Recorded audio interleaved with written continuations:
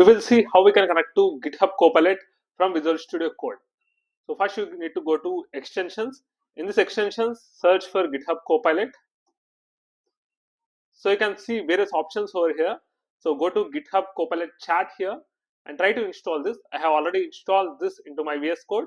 So once you install it successfully, you will be able to see this icon over here. Once you click on this icon, it will ask you to continue with this GitHub. So click on that and sign in here.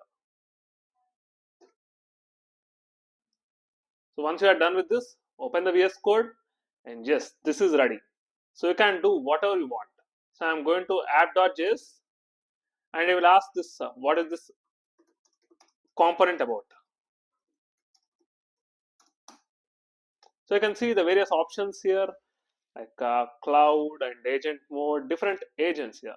And you'll be able to see the information from this VS Code itself.